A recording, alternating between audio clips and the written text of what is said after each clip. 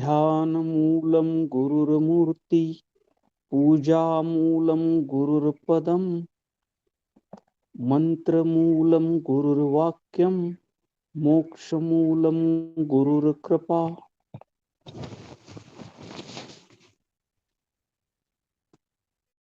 या आज प्रारंभ होणाऱ्या अधिक मास ज्या मासामध्ये ज्या महिन्यामध्ये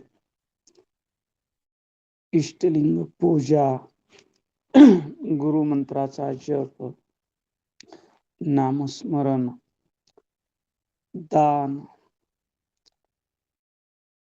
केल्यानंतर अधिक पुण्य लाभतं अशी श्रद्धा धर्मशास्त्राप्रमाणे आहे. या अधिक मासाच्या प्रथम दिवशी आपल्याला कमी येतोय. ओम नमः शिवाय आवाज कमी येतोय. सद्गुरुनाथाचं पूजन, दर्शन आणि गुरुमुखानं शिवयोगाचं श्रवण करायचं आहे. आपण सर्वांनी सुख आसनामध्ये मानस पूजेला बसायचं आहे. चिन्मुद्रा धारण करायची आहे. पाठीचा कणा सरळ ठेवायचा आहे. डोळे मिटून घ्यायचे आहेत आणि मानस पूजेला प्रारंभ करायचा आहे. आपण या ज्ञान पहाटेमध्ये शिवपाठ, इष्टलिंग पूजा, जप, शिवपाठानं वाणी शुद्ध झाली, स्नान इष्टलिंग पूजेनं देह शुद्ध झाला आणि गुरुमंत्राच्या जपानं मनाची शुद्धी झाली. काया वाचा मन शुद्ध करून आम्ही वीरमठ राजूर येथे सद्गुरुनाथाच्या दर्शनासाठी आलेलो आहोत.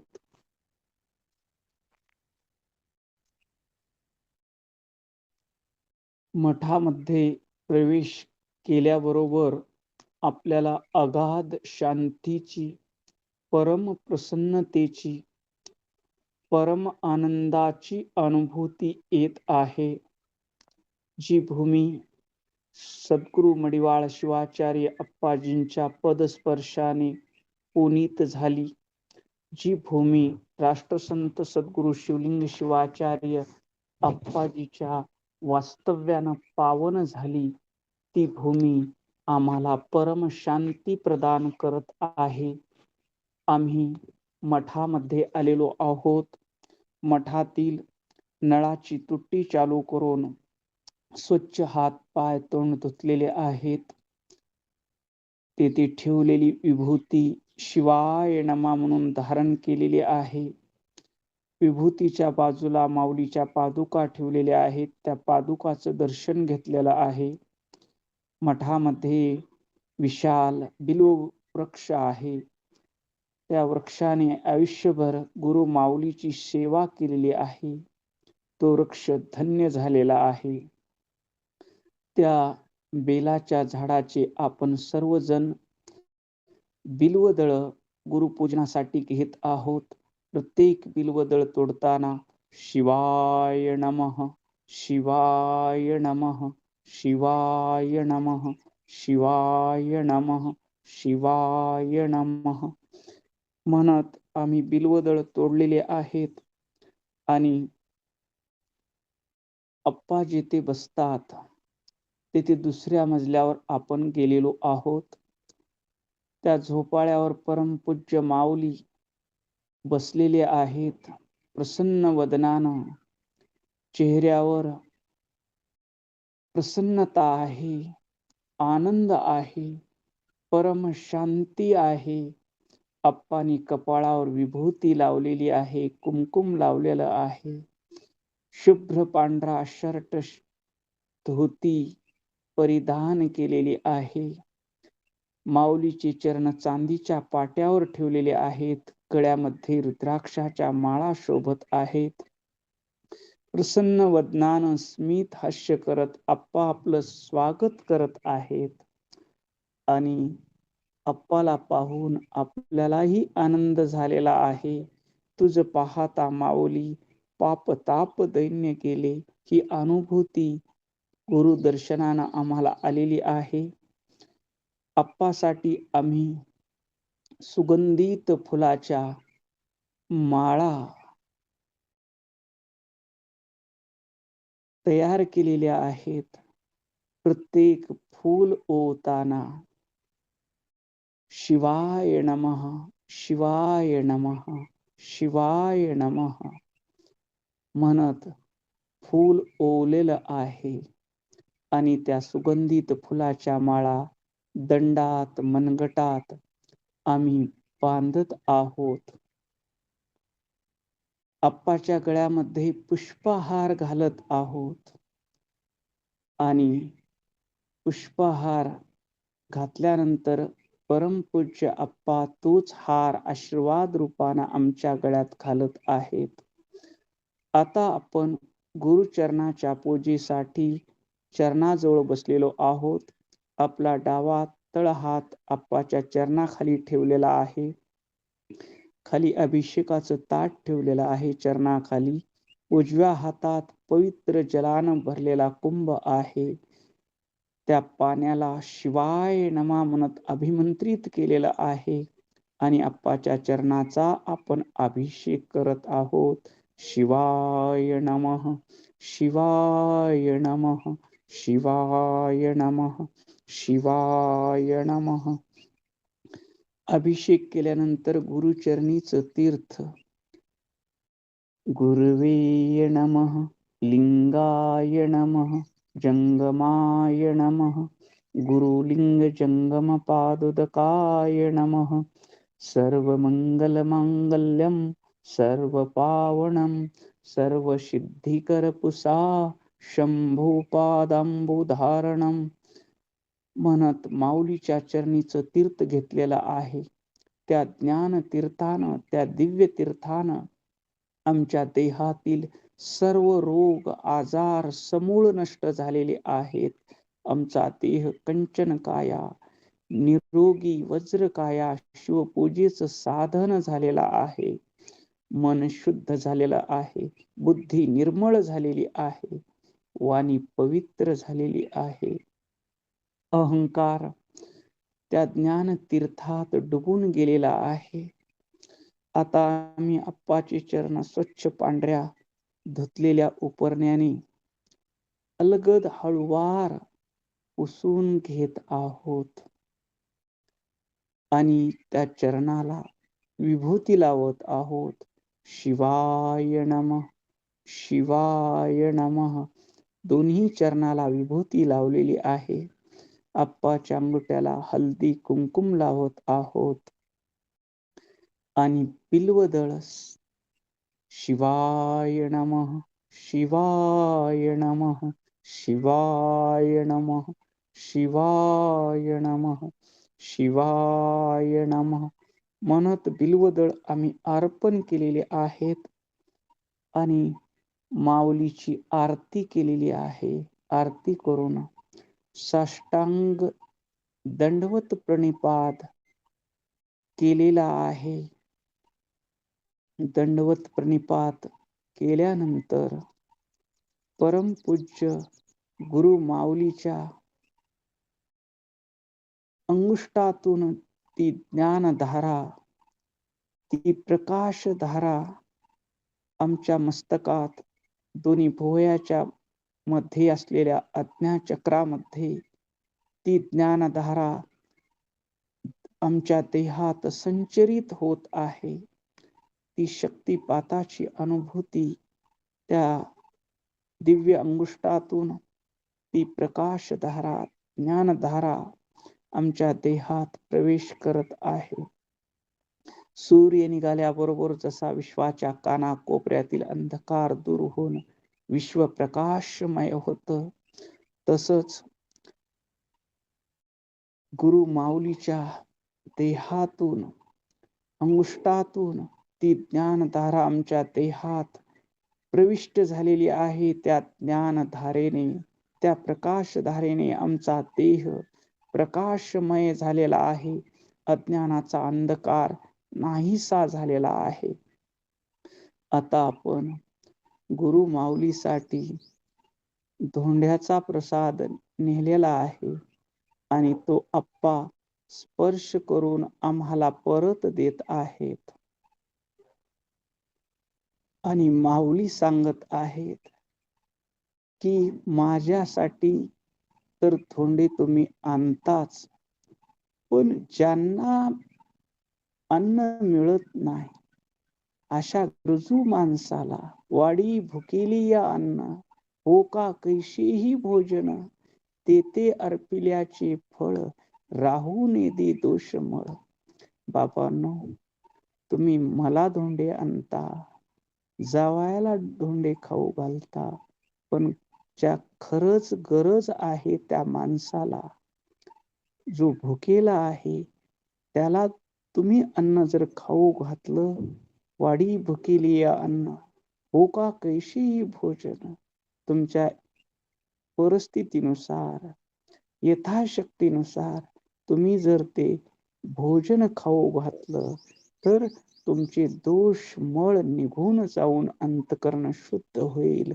असा धोंड्याला स्पर्श करून तो प्रसाद रूपाने आपल्याला देताना आप्पाने बोध केलेला आहे. काय सांगू संतांचे उपकार, निरंतर मज जागविती, काय द्यावे त्याशी फावे उतराई, जीव तिला पायी थोडा सद्गुरूच्या अशी. आता आपण आप्पाच्या चरणाजवळ हात जोडून बसलेले आहोत आणि विनंती करत आहोत, आप्पा, आम्ही तुम्हाला शरण आलेलो आहोत. या अधिक मासाच्या पावन पर्वावर आम्हाला शिवयोगाचं ज्ञान आमच्या हृदयात अधिक प्रमाणात साठावं आणि आमच्या अंतकरणातील अंधकार दूर व्हावा, अशी आमच्यावर कृपा करा आणि ते शिवयोग शास्त्र सांगा, अशी आपण विनंती केलेली आहे. आणि आपली विनंती सद्गुरुनाथाने मान्य केलेली आहे. परमपूज्य आप्पा शिवयोग सांगत आहेत आणि आपण मनाचे कान करून शिवयोग श्रवण करत आहोत. ब्रह्मानंदम परमसुखदम केवलम ज्ञानमूर्तिम द्वंद्वातीतं गगनसदृशं तत्त्वमस्यादिलक्ष्यम् एकं नित्यं विमलमचलं सर्वधी साक्षभूतं भावातीतं त्रिगुणरहितं श्रीगुरुं तन्नमामि. अज्ञानतिमिर अंधस्य ज्ञानाञ्जनशलाकया चक्षुरुन्मीलितं येन तस्मै श्रीगुरुवे नमः. तस्मै श्रीगुरुवे नमः. तस्मै श्रीगुरुवे नमः. आपण शिवयोग शास्त्र या पावन ग्रंथातील शिव परब्रह्म आणि शिव तत्व या प्रस्तावनेतील प्रकरणाचा विचार करत आहोत. शिव तत्व प्रतिपादन वेदात, श्रुती ग्रंथात, स्मृती ग्रंथात, 6 शास्त्रात, उपनिषदात जिथं जिथं शिव तत्व लिंग अंग सामरस्याचं ज्ञान सांगितलेलं आहे, त्याचा आचार्य भगवतपाद रेणुकाचार्यांनी स्वीकार केलेला आहे. आणि ते कोणत्या कुठं श्लोकात सांगितलेला आहे त्याचा आपण चिंतन करत आहोत. आपण श्वेताश्वेतर उपनिषद अध्याय 4 मधील 18वा श्लोक पाहत आहोत. यदा तमस्तन्न दिवान रात्रीन सन्नचासत शिव एव केवलम तदक्षरम तस्य वितु वरण्य प्रज्ञाच तस्मात् प्रसरता पुरा. यदा जेव्हा साधकाची साधना परिपक्व होते आणि त्याच्यावर गुरुकृपा होऊन गुरुबोध देतात की तू शिव आहेस, तत्क्षणी सूर्य निघाल्याबरोबर अंधकार दूर व्हावा, तस शिष्याला अज्ञानाचा अंधकार दूर होऊन ज्ञानाची अनुभूती येते. त्या क्षणाला यदा म्हणतात. अतम, तम म्हणजे अज्ञान किंवा माया. अतम म्हणजे जिथे मायेचा पूर्ण निराश झाला, आधी भौतिक सृष्टी, आधी दैविक सृष्टी शिवमय झाली, बुद्धीवर असलेला द्वैताचं आवरण पूर्णपणे दूर झालं, ती प्रकाशमय स्थिती म्हणजे आत्म. तद तद हे अक्षर त्या अनिर्वचनीय, ज्याला डोळ्यानं पाहता येत नाही, शब्दानं वर्णन करता येत नाही, इंद्रियानं स्पर्श करता येत नाही, ते परब्रह्म, त्याला तद म्हटलेला आहे, त्याला तत् म्हणतात. ही अनुभूती आलेल्या साधकाला न दिवा, त्याला दिवस रात्रीचं प्रयोजन राहत नाही. दिवस हा सूर्याच्या प्रकाशावर अवलंबून असतो. तो कर्माचा, बाह्य व्यवहाराचा काळ आहे. पण जिथं मी आणि जग हा भेद संपतो, त्याच्यासाठी ते चैतन्य सुषुप्तीचं साक्षी असतं, जागीपणाचं साक्षी असतं आणि स्वप्नाचंही साक्षी असतं. ते झोपतही नाही आणि जागेही राहत नाही. विश्रांती शरीराला आवश्यक आहे, विश्रांती मनाला आवश्यक आहे, विश्रांती बुद्धीला आवश्यक आहे. पण या सर्वांना जाणणाऱ्या, सर्वांना प्रकाशित करणाऱ्या चैतन्याला विश्रांतीची आवश्यकता नाही. कारण जिथे अज्ञानाचा अंधार नाही, जिथे चैतन्य कधीही झोपत नाही, तिथे रात्रीचं अस्तित्व राहत नाही. कारण चैतन्य हे त्रिकाल अबाधित आहे, सर्व काळाच्या पलीकडचं आहे. इथपर्यंत आपण कालच्या पाठामध्ये पाहिलेलं आहे. आता आपण पुढं पाहू. न सत यदा तमस्तन्न दिवान रात्री न चासत शिव एव केवलम. इथं न सत नच असत, म्हणजे सत म्हणजे सत्य अस्तित्व नाही. येथे सत या शब्दाचा अर्थ व्यक्त सृष्टी, जे डोळ्यानं दिसतं, बुद्धीला समजतं, त्याला या श्लोकामध्ये सत म्हणलेला आहे. मग आत्मा हा डोळ्यानं दिसतो का?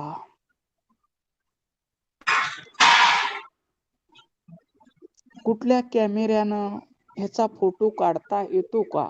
आपण म्हणतो अल्बम भरून माझे फोटो आहेत, अल्बम भरून माझे फोटो आहेत. तुमचे फोटो आहेत का? कुणाचे फोटो आहेत ते?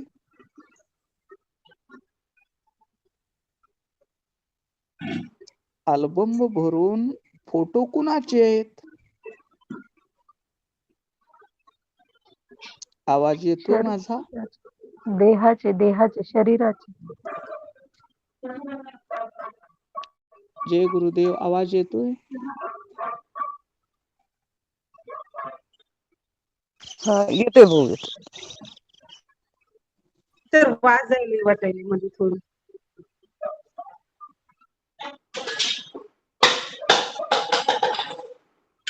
आवाज येतोय? कुणाकडे वाजायली? राणी ताई, तुमचा म्यूट उघडा आहे हो.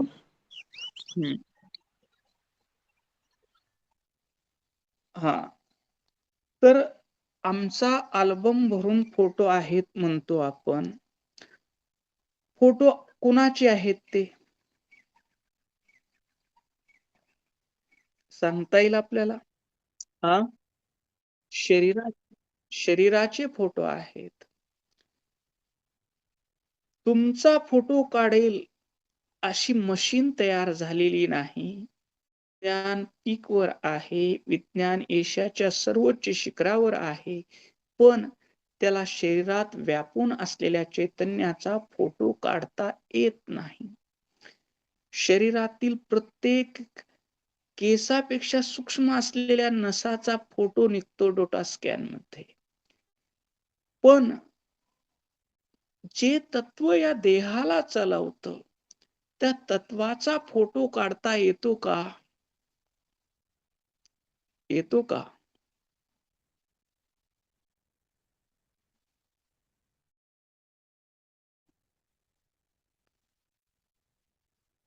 जे तत्व या देहामध्ये नख शिकांतापर्यंत म्हणजे केसापासून पायाच्या नखापर्यंत ओतप्रोत भरलेलं आहे, पण ते डोळ्याला दिसत नाही, शब्दानं त्याचं वर्णन करता येत नाही आणि कुठल्याही कॅमेऱ्यामध्ये त्याचा फोटो निघत नाही.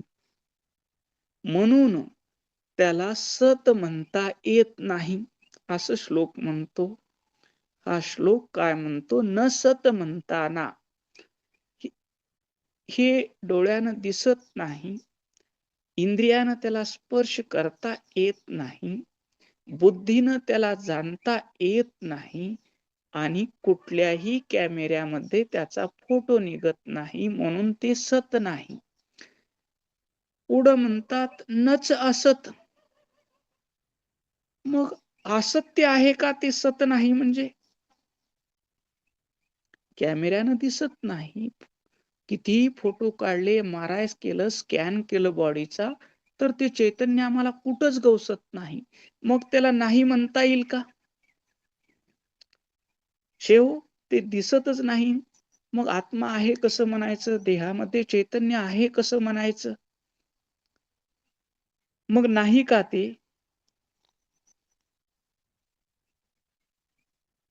देहामध्ये चैतन्य आहे की नाही?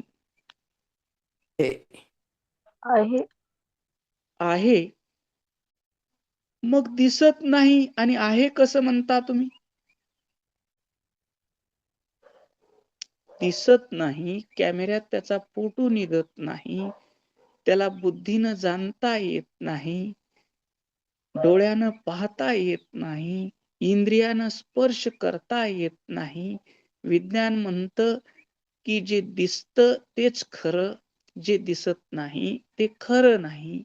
मग हे चैतन्य आहे कसं म्हणता येईल आपल्याला? त्याचं प्रमाण काय?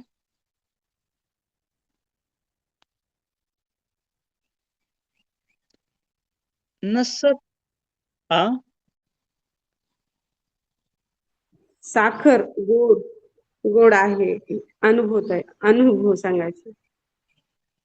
तसं चैतन्याचा अनुभव कसं सांगाल तुम्ही?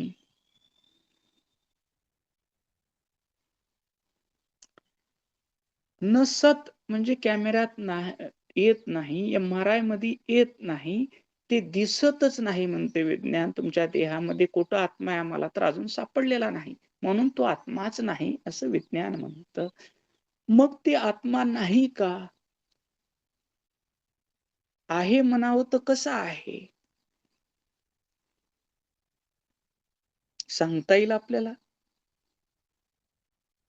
बीज अंकुरित होतं तसं. हो बरोबर आहे, बीज अंकुरित होतं. बीज दिसतं का नाही तुम्हाला? बीज पाहता का नाही तुम्ही? उदाहरण तुम्ही बीजाचं दिलेलं आहे. बीज पाहता का नाही तुम्ही? बीज हातात घेऊन लावता का नाही जमिनीत? हो हो हो. तसं चैतन्य आहे, हे कसं दिसत नाही, कॅमेऱ्यात फोटो निघत नाही, मग नाही का आहे? हा प्रश्न आपल्या समोर आहे. हा श्लोक आपल्या समोर प्रश्न उभा करतो. नसत नच असत. 'मग आहे तर कसं आहे?' सांगता येईल आपल्यापैकी कुणाला?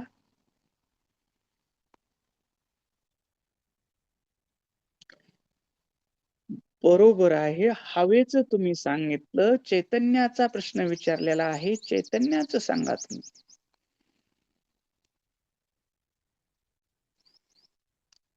बीजाची हवेची बाहेरली उदाहरणं आहेत. हवा तुम्हाला स्पर्शाद्वारे अनुभवता येते, म्हणजे इंद्रियानं अनुभवता येते हवा. हे चैतन्याचा अनुभव कसा घेता येतो? दिसत नाही म्हणजे नाही का? जैसे आणखीन कोणी सांग. कापुराचे रवे. ओम नमः शिवाय. कापुरासारखं जैसे कापुराचे रवे तैसे समरस व्हावे. ही ओवी बरोबर आहे. संताचा अनुभव आहे. पण तुमचा अनुभव काय? आत्मा शरीरात आहे याची अनुभूती काय आहे? हे कसं सांगता येईल तुम्हाला? होय, कुठल्याही कॅमेऱ्यात जरी मी आहे याचा फोटो निघत नसला तरी मी जाणतो. केव्हा जाणतो? या शरीराला जाणतो. शरीर ज्यावेळेस अतिश्रमानं संपूर्ण अंग दुखतं, त्यावेळेस त्या दुखणाऱ्या अंगाला कोण जाणतं? माझं संपूर्ण अंग दुखत आहे. ही अनुभूती कुणाला होते? जाणीव कुणाला होते? तुम्ही जाणीव स्वरूप आहात. तुम्ही ज्ञान स्वरूप आहात. शरीर दुखतं, ही शरीराला जी जाणता तुम्ही, ती जाणीव म्हणजे तुम्ही आहात. पुरेपुरे हा संसार मन कंटाळले फार. मनाला ज्यावेळेस कंटाळा आला म्हणता, त्यावेळेस तुम्ही मनाला जाणता की मन कंटाळलेलं आहे. या संसाराला मन कंटाळलेलं आहे.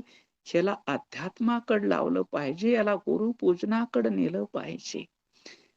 जो देहाला जाणतो, जो मनाला जाणतो. काय करावं? माझी बुद्धी भ्रष्ट झाली आहे, काहीच लक्षात राहत नाही. म्हणताना तुम्ही कोणाला जाणता?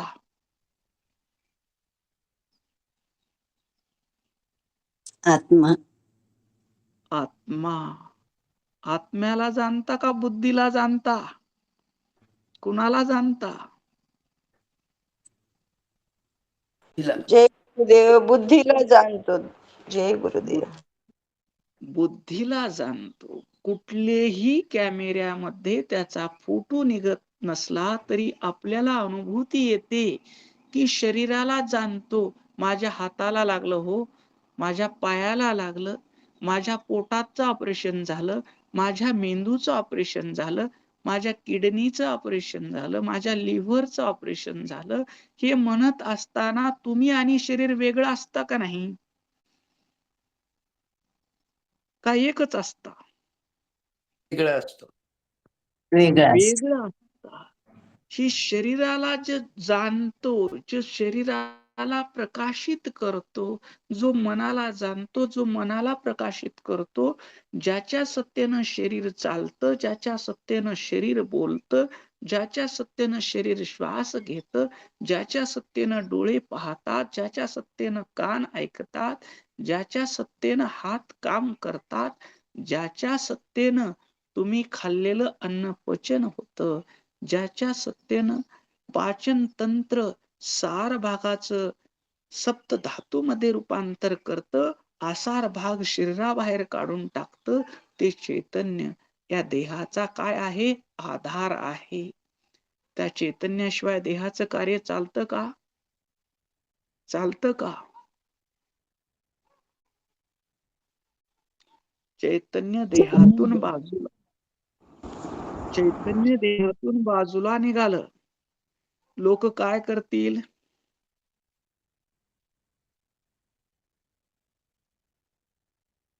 लोक काय करतील? स्मशानात नेतील. तयारीला लागतील. तयारीला लागतील. तयारीला लागतील.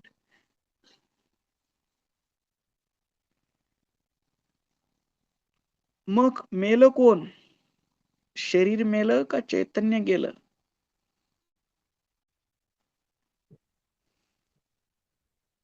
शरीर गेलं आणि चैतन्य चैतन्य गेलं. मेलं कोण? मृत्यू कुणाचा झाला? 5 गेले पाच्या हाचा. ठाया. देहाचा झाला. ज्याचा देहाचा जन्म झाला. झाला त्याचा मृत्यू झाला. चैतन्य कधी जन्मलंही नव्हतं आणि मरणारही नाही. तर आपण काय आहोत? चैतन्य स्वरूप आहोत. या देहाला जाणणारे आहोत, या मनाला जाणणारे आहोत, बुद्धीला जाणणारे आहोत. ही जाणीव आहे की नाही तुम्हाला? मी आहे ही जाणीव आहे की नाही? तुम्ही झोपलेला असतात, दारावर खटखट वाजतं. त्यावेळेस कोण आहे, कोण झोपलंय मध्ये? त्यावेळेस पहिला शब्द काय येतो तुमचा? काय येतो? ओम नमः मी शब्द येतो. मी आहे. कोण आहे? मी आहे. कोण झोपलंय तिथं? मी आहे. स्वयंपाकघरात कोण आहे? बाहेरून आवाज दिला, स्वयंपाकघरामध्ये कोण आहे? त्यावेळेस काय आवाज येईल?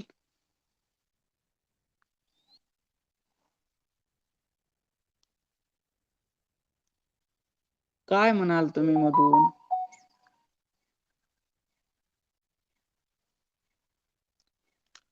मी आहेच ना. मी आहे. ही मी आहे ही अनुभूतीला कुठल्या कॅमेऱ्याची गरज आहे का कुणी सांगायची गरज आहे तुम्ही आहात म्हणून? का नाही. कुठल्या प्रकाशाची गरज आहे तुम्हाला मी आहे म्हणून सांगायला? नाही. नाही. मग आत्मा शिवरूप देवाचा संकल्प मी हा विकल्प वाया माझा. आपण शिव स्वरूप आहोत. आपण या देहाला जाणणारे आहोत. आपण या विश्वालाही प्रकाशित करणारे आहोत. या विश्वाला कोण जाणतं? मी जाणतो. या देहाला कोण जाणतं? मी जाणतो. या मनाला कोण जाणतं? मी जाणतो. या बुद्धीला कोण जाणतं? मी जाणतो. मी कसा आहे? जाणीव स्वरूप आहे. मी कसा आहे? ज्ञान स्वरूप आहे. आपलं स्वरूप कसं आहे?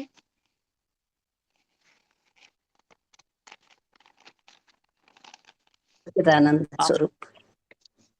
जाणीव स्वरूप आहे.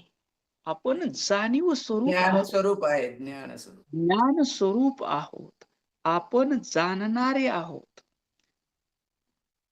लक्षात आलं? कुठल्याही कॅमेऱ्यात येत नसलं तरी मी आहे हे सांगायला काही प्रमाण लागतं का तुम्हाला? लागतं का?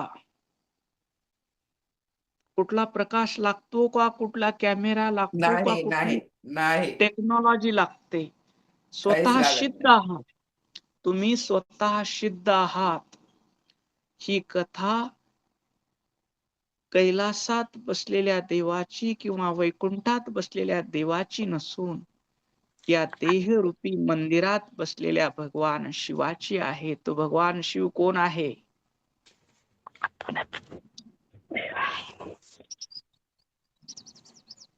तो भगवान शिव मीच आहे. मीच आहे. जोर देऊन सांगा, ठामपणे सांगा, तो मीच आहे. सोहम, तो मीच आहे.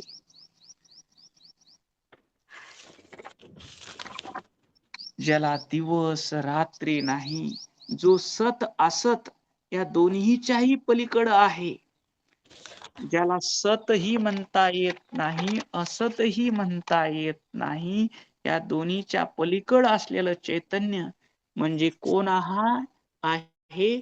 तर मीच आहे. पुढे श्लोक काय म्हणतो? शिव एव. शिव म्हणजे परम कल्याणकारी शुद्ध चैतन्य. परम कल्याणकारी शुद्ध चैतन्य. आपण परम कल्याणकारी शुद्ध चैतन्य असतो. लहान बाळ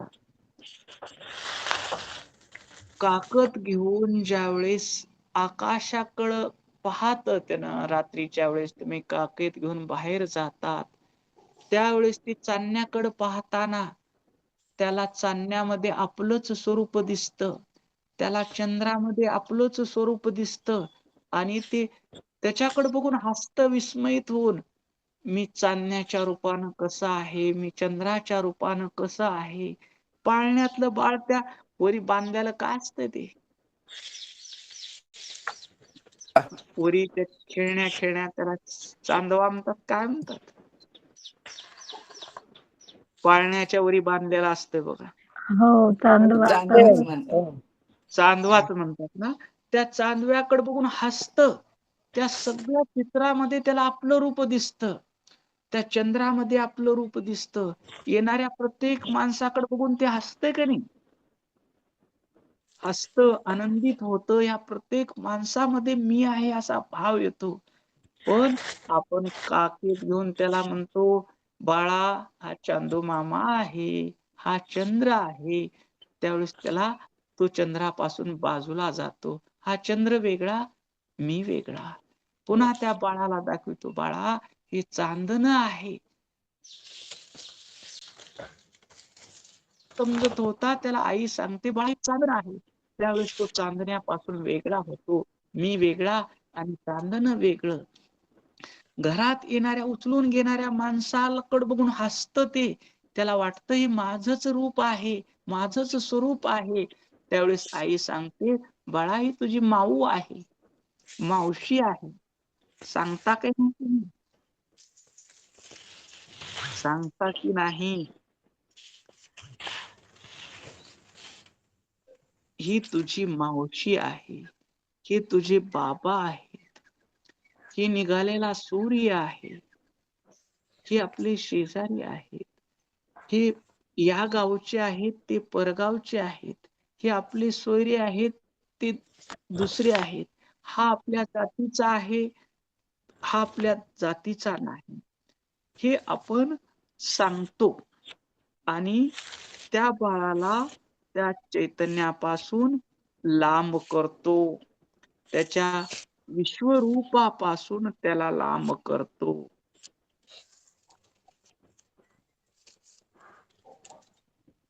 तर इथं म्हणतात शिव एव केवलम येथे शिव म्हणजे परम कल्याणकारी शुद्ध चैतन्य एव हा शब्द ठामपणे सांगतो की सर्व द्वंद्व संपल्यानंतर जे शिल्लक राहते ते तत्व म्हणजे शिव आहे जिथं मी तू भेद संपतो गुरु कृपेने गुरु उपदेशाने मी वेगळा तू वेगळा मी वेगळं जग वेगळं कुणाचा माईक चालू आहे का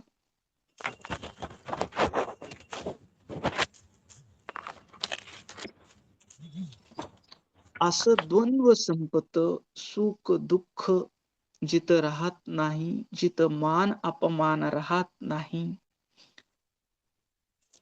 जिथं मी तो भेद राहत नाही ते तत्व म्हणजे शिव तत्व ज्यावेळेस शुद्ध अंतकरणाच्या शिष्याला बालकाच्या रूपात असलेलं चैतन्य कसं होतं शुद्धच होतं त्याला सगळं विश्व माझंच रूप वाटायचं तेच आकाशातल्या चांदण्या माझंच स्वरूप आहे चंद्र माझंच स्वरूप आहे सूर्याच्या रूपानं प्रकाशित होणारा मीच आहे त्या घरी येणाऱ्या प्रत्येक माणसामध्ये मीच आहे घरी जर एखाद्यानं 1,00,000 रुपयाची पिशवी आणून ठेवलं तर त्या बाळाला आनंद होतो का होतो का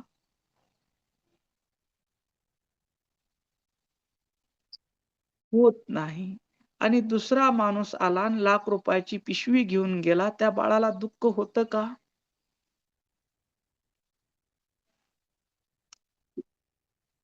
होत नाही कारण काय कारण काय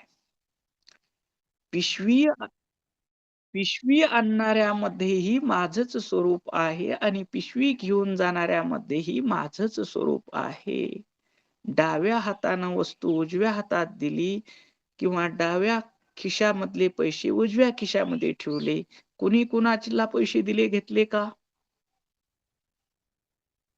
हा एका शरीराचा व्यवहार होतो, तसं ते बालक शुद्ध होतं. आणि त्या बालकाच्या मनामध्ये माया कोण शिरवतं? माया कोण शिरवतं? कोण शिरवतं माया? आपण शिरवतो. त्याला त्याला विश्वरूपापासून वेगळं कोण करतं? आपणच करतो. आपण, तुम्ही करता का? कोण करतं?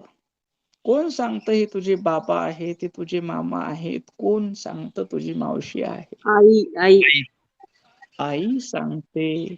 आईनं आपल्या बाळाला सांगितलं पाहिजे, तू शुद्ध आहेस, तू निरंजन स्वरूप आहेस, तू चैतन्य स्वरूप आहेस, तू विश्वव्यापक आहेस, तू आनंद स्वरूप आहेस, तू शांत स्वरूप आहेस, तू सर्व प्राणी मात्राच्या हृदयात व्यापलेला शिव आहेस. तू आणि हे विश्व वेगळं नाही. असं जर आईनं शिकवलं बाळाला, तर ते बाळ काय होईल? ते बाळ काय होईल? ओम नमः शिवाय शिवमय होईल. ते बाळ शिवमय होईल. ते बाळ संत होईल. ते बाळ विश्वाचा उद्धार करणार होईल. आणि त्याच्याकडून जगाच्या कल्याणाचं कार्य घडल. मादालसा नावाची आई ती पाळणा घालतानाच अंगाई म्हणायची, शुद्धोशी बुद्धोशी निरंजनोशी. तू बाळा शुद्ध आहेस, तू बुद्ध आहेस, ज्ञान स्वरूप आहेस. तू माया मल, आनव मल, कार्मिक मल, त्रिमलाच्या पलीकड मळ रहित आहेस, कलंक रहित आहेस. तू निष्कलंक आहेस, तू निरंजन स्वरूप आहेस, तू ज्ञान स्वरूप आहेस. पण आपल्या आईनं, वडिलांनं संसार आपणासारखी करीती तात्काळ. संसारिक माणसं काय करतात? त्या लेकराला आपल्यासारखं करून टाकतात. हे आपलं आहे, हा लोकाचा आहे. हे आपलं घर आहे, शेजाऱ्याचं घर आहे. बाळ जातं, लहान बाळ शेजारी जातं, रांगत रांगत जातं. माऊली रोटी करत असते, ती रोटीचा तुकडा मोडून देते. ते बाळ काय करतो? काय करतं? तू तुकडा घेऊन ते तोंडात घालतं, खातं. मग घरी आल्यानंतर आई सांगते, हे आपलं घर आहे, आपल्याच घरी खायचं असतं, ते लोकांचं घर आहे, तिथं रोटी खायची नसते. मग त्या बाळाच्या मनात काय झालं? काय आलं? द्वेष आलं का नाही? बाळाच्या मनामध्ये द्वेष आलं का नाही? मग पुन्हा थोडं बाळ 1 वर्ष 2 वर्षाचं झालं आणि लहानपणी आमची ती माऊली म्हणते, रोटी करत असताना रांगत रांगत येत होतास आणि दिलेली रोटी खात होतास. आता प्लेट मध्ये रोटी दिली तर न ग मुलालेस. पुन्हा मोठं झाल्यावर बाळ म्हणतं, मला नको रोटी ते. का म्हणतं बाळ हो?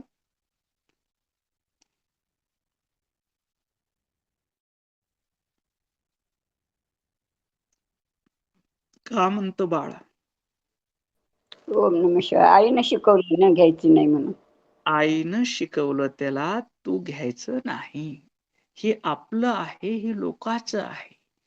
हा द्वेष, हा संसार आम्ही आमच्या लेकराला शिकवतो. त्याच्यामुळं त्याच्या मनामध्ये द्वेष होतं. पुढं तो स्वार्थाला जातो. हा माझा बेंच आहे, माझ्या बेंचवर कुणाला बसू देणार नाही. शाळेत गेल्यावर म्हणतो, माझ्या बेंचवर मला कुणाला बसू देणार नाही. हे माझं माझं करत जातो आणि स्वतःला विसरून जातो. स्वतःला विसरून गेल्यानंतर पुन्हा त्याची अनंत जन्माची पुण्याई उभारते. त्याला शिवभक्ती लाभते, त्याला सद्गुरू लाभतात. आणि सद्गुरू लाभल्यानंतर तो त्या गुरुच्या चरणापाशी जातो.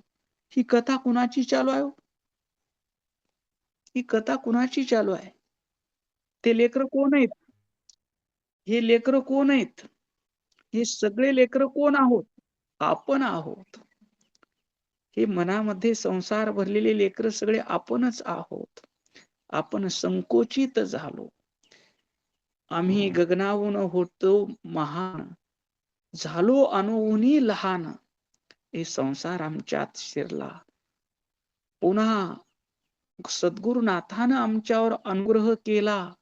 आम्हाला इष्टलिंगाची दीक्षा दिली. आम्हाला सदाचार सांगितला. तुझ्या वाणीनं कुणाला दुःख होईल असं बोलू नको. शरीरानं कुणाला इजा होईल असं काम करू नको. मनानं कुणाचं वाईट चिंतन करू नको. असा सदाचार ठेवून जर तू लिंग पूजा केलास तर तुला हृदयातल्या चैतन्याची अनुभूती येईल. आणि तुम्ही लिंग पूजा करत असाल आणि तोंडानं दुसऱ्याला दुःख होईल असं बोलत असाल, शरीरानं कुणाला इजा पोहोचल असं काम करत असाल आणि मनानं कुणाचा द्वेष करत असाल तर तुमची लिंग पूजा होईल का? होईल का?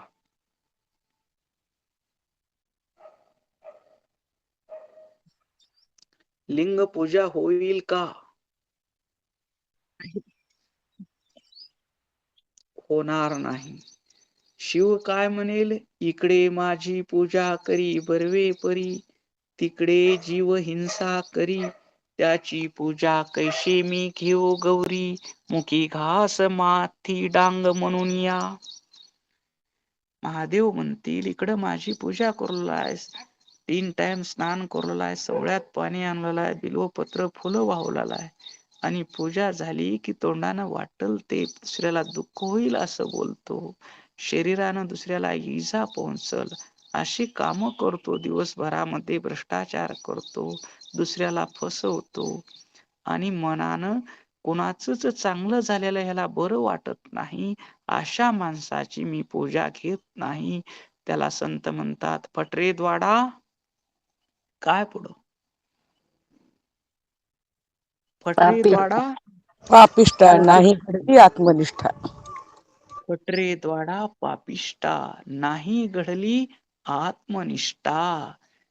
म्हणजे माझ्यात जसा जीव आहे, मला चिमटल्यावर जसं दुःख होतं तसं पुढच्या माणसालाही दुःख होत असेल ही जाणीव ठेवून दुसऱ्याबरोबर वागणं, ह्याला म्हणायचं आत्मनिष्ठा.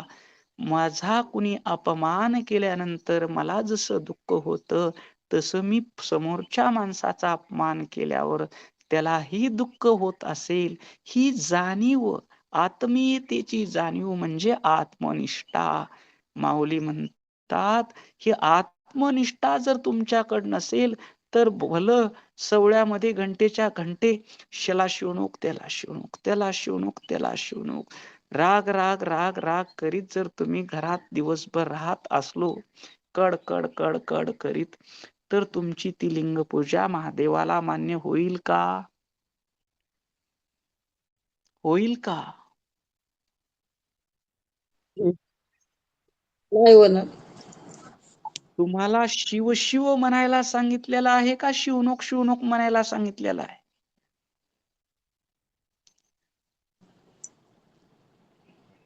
काय सांगितलेलं आहे?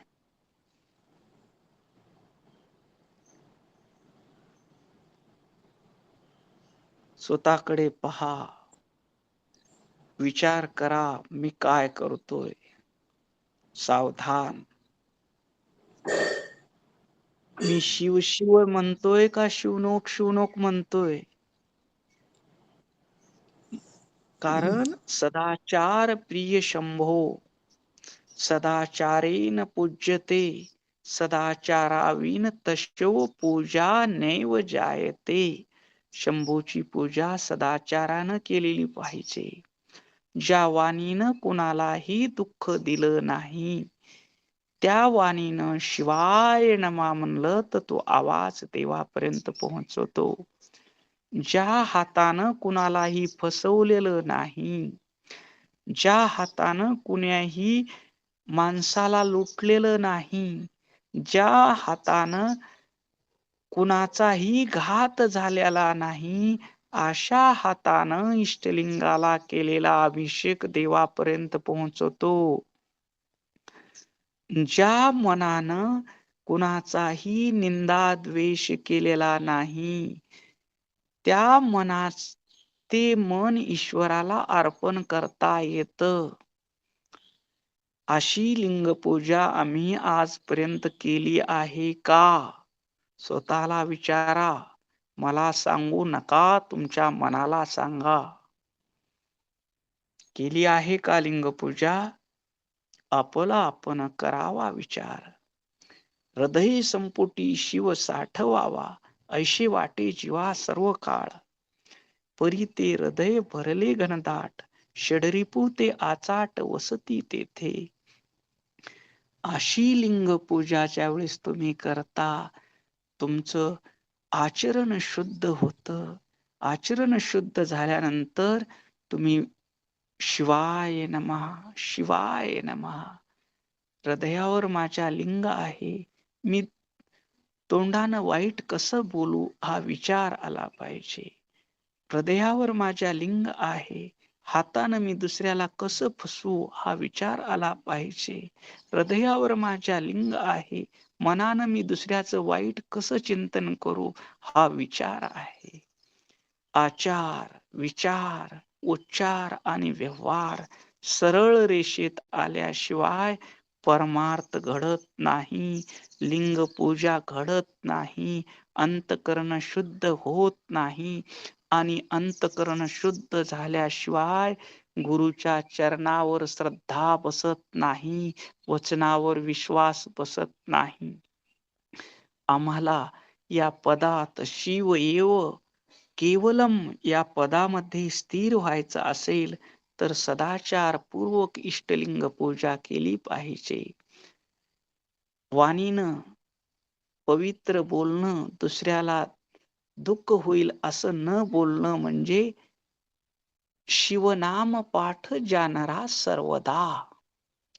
तुमच्या तोंडातून बोललेला मंगल शब्द, पवित्र शब्द, दुसऱ्याला आनंद देणारा शब्द म्हणजे शिवनाम आहे.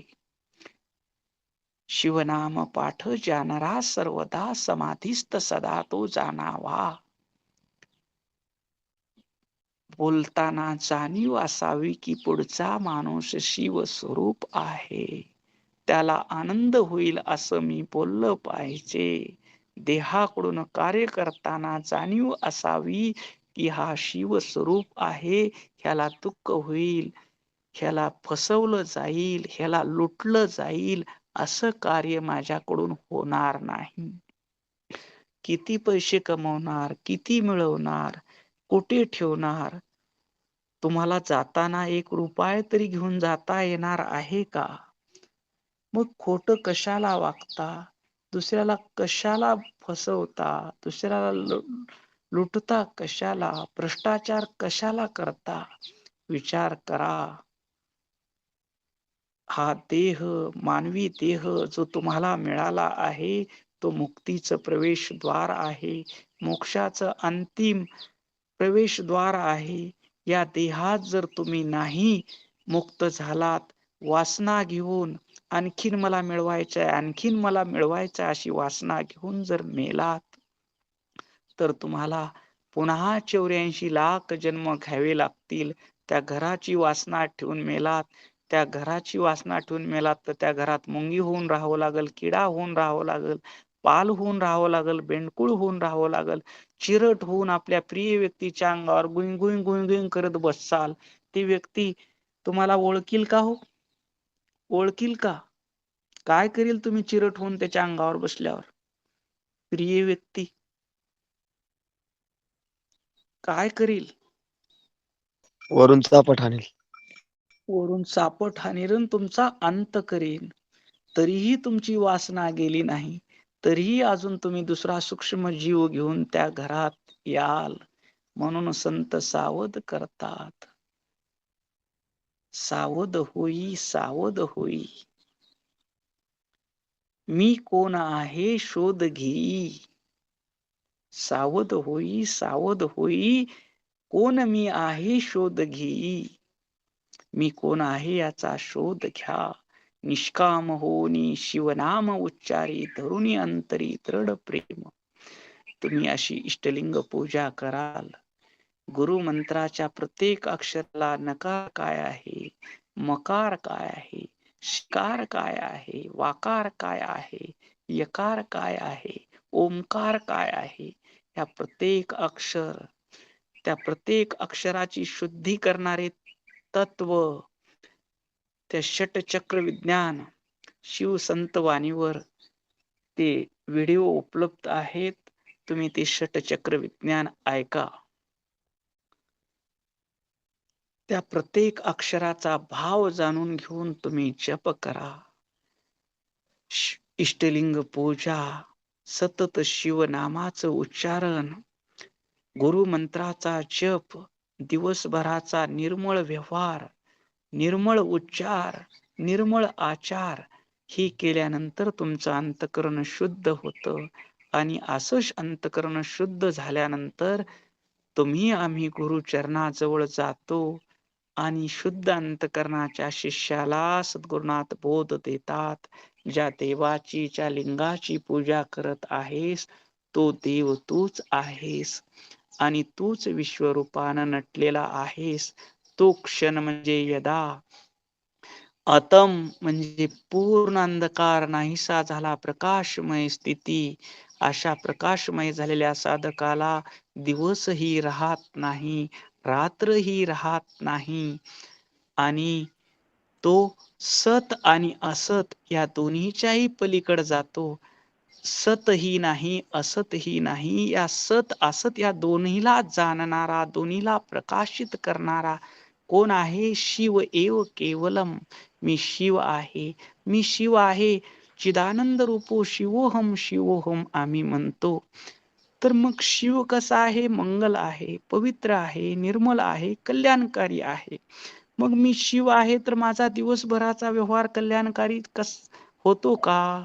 मंगल होतो का? पवित्र होतो का? सुनेला लेकीसारखं समजतो का? सुनेला लेकीसारखं समजतो का? लेकरू जेवलने असं तुम्हाला वाटतं का सासूला? किंवा तुम्ही सून आहात, माझी सासू म्हणजे माझी आई आहे, आई तुम्ही जेवला नाही तर आधी जेवून घ्या असं तुम्ही म्हणता का? ही जाणीव, ही व्यवहार, दिवसभराचा व्यवहार शिवमय झाला पाहिजे. हा गुरुबोध, गुरु माऊलीनं जे सांगितलं ते आम्ही आचरणात आणलं पाहिजे. गुरु माऊलीनं सांगितलेलं आम्ही आचरणात आणलं पाहिजे. तर आम्ही या शिव पदामध्ये केवळ शिवच राहू. आमचे राग द्वेष निघून जातील. फक्त हा देह शिवपूजेपुरता उरला पाहिजे. देहाकडून दिवसभर होणारे कार्य ही शिवपूजाच झाली पाहिजे. हा देह शिवपूजेपुरताच उरला पाहिजे. या अधिक मासांत अधिक शिवाय नमः, शिवाय नमः, शिवाय नमः नामस्मरण झालं पाहिजे. इष्टलिंग पूजा मन लावून झाली पाहिजे. जप करताना नकार न म्हणताना मूलाधार चक्रावर लक्ष असलं पाहिजे. म्हणताना स्वादिष्ठान चक्रावर लक्ष असलं पाहिजे. शी म्हणताना मणिपूर चक्रावर लक्ष असलं पाहिजे. वा म्हणताना अनाहत चक्रावर लक्ष पाहिजे. य म्हणताना विशुद्धी चक्रावर लक्ष पाहिजे आणि ओम म्हणताना आज्ञा चक्रावर लक्ष ठेवून जप केला पाहिजे. आणि गरजू माणसाला, उपेक्षित माणसाला, ज्याला जेवायलाच मिळत नाही, त्याला जीव घालण्यामध्ये परमेश्वराला त्याच्या रूपानं परमेश्वर निवेद्य देतो. जो उघडा आहे, जर तुमच्याकडे जास्तीचे कपडे असतील तर त्या उघड्या माणसाला कपडे दिलं तर ते दान महत्वाचं आहे. जावायला तर कोणी बी करतं हो, ते तुमचा माझा म्हणून करता, पण सर्वात व्यापलेल्या परमेश्वराचं स्वरूप जाणून घेऊन जर तुम्ही देणारा शिव, घेणारा शिव, वस्तू शिव या भावनेनं अधिक मासामध्ये दान केलात तर ते तुम्हाला शिव स्वरूप करणारा असेल. पुण्याचं फळ नकोय आम्हाला काही. आम्ही शिव आहोत हे विसरलेलो आहोत. ती समृद्धी प्राप्त करण्यासाठी आपण हे शिवयोग शास्त्र श्रवण करत आहोत. ही माझी वाकपुष्प पूजा समर्पण हो श्री गुरु राजा. मन्मथ शिवलिंग विनवी ओजा. श्री गुरु नागेशाशी, श्री गुरु नागेशाशी, श्री गुरु नागेशाशी.